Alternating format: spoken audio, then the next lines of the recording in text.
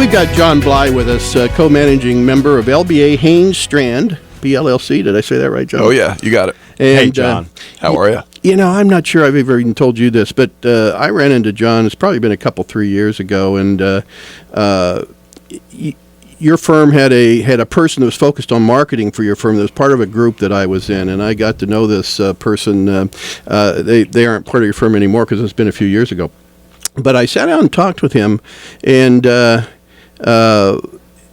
heard a lot of things that told me you had a different kind of business. And first of all, seemed very clear how you focus on your clients. It was very clear that you had built a business that focused a lot on value added to your clients. And thirdly, I could tell, since I spent a lot of years in the corporate world and believed a lot in culture, I could tell you had built a pretty good business culture. Just from talking with this guy, I said, okay, I got to get to know somebody else there. And remember, I reached out to you. This goes back a few years. And because I was impressed before I even met you. And then, I appreciate that. That's nice of you to say. Well, the other thing I'd say about you is that you're the epitome of what every business owner ought to get to, which is you don't have to do accounting work anymore. You're managing a business and you're focused on strategy, and as I understand it, at least used to be, that's all you do, right? That's absolutely right. Yeah, you got to get to that level. And already, Joe, no offense, I'm already more excited to be with Wayne. He said some nice things about me. John, let me tell you something. I've been with Stop with the bell. I've been with Wayne 2.5 years on this show, and I have never got him to talk that way about me. This is going to be a difficult show for me. I can already tell. Yeah, but John, you can leave if you want. Well deserved. Well deserved. His statements are well deserved, and we're happy to have you here, buddy. Thanks. It's great to be here. Looking forward to it. Which is why we wanted to put you on. We don't do this very often. Now, feel privileged. You understand? I'm getting big in the chest. We brought you on at the beginning of the show so you could help give some advice to small business people that are listening. So feel free to chime in with what we're getting ready to talk about. Yeah, we also thought you could add a lot to this article that I found. Wait a minute, did we actually say he has an accounting firm? Did we ever actually say that? Oh, I guess we did. That's right. Maybe we ought to spend a little time saying.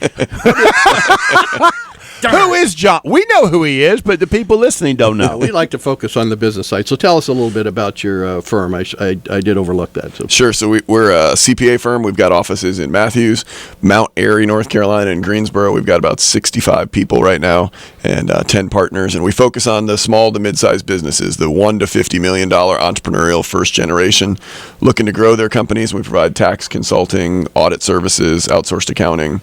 We're really focused on making sure that they have the right data to make the good decisions. And it's not just accounting focused. It's really also focused on what are the culture, what are the next big decisions they need to make. We're really focused on how to helping them grow. And then we also advise on a lot of merger and acquisition activity, which I know is a big part of Joe's life, and he's very passionate about it. And so are we. We're very passionate about. That's a way that entrepreneurs a lot of times don't think about as a way to grow. So. And you wrote a book, did you not, on mergers and acquisitions? Yeah, cracking the code. So how to acquire companies. There's so many books written out there on how to sell a company, but there aren't that many written out there on how to buy, especially for the small business, right? The everyday mom and pop $1 to $2 million company who's looking to expand and is having trouble maybe building into that next market, that next niche.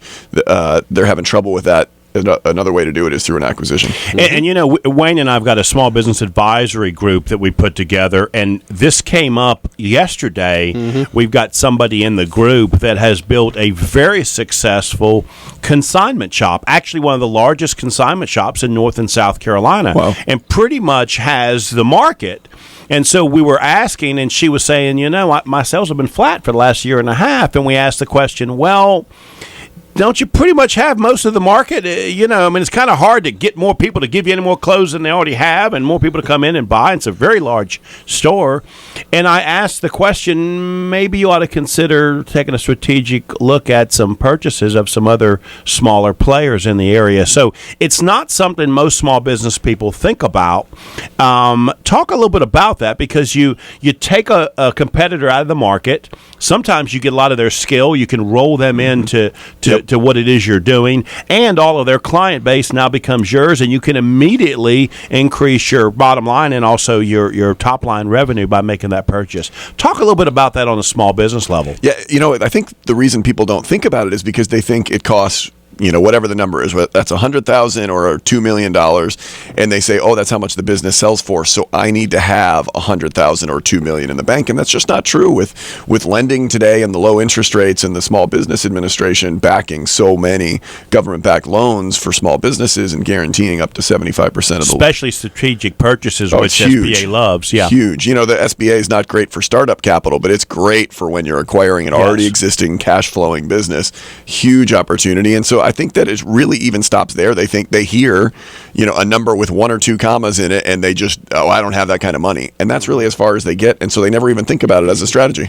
Yeah, and what's so interesting about that concept is that truly, if you look at whatever that payment would be, it's probably less than the marketing you would spend on a monthly basis to try and generate those same customers. Oh, big time. We helped a guy 2 years ago.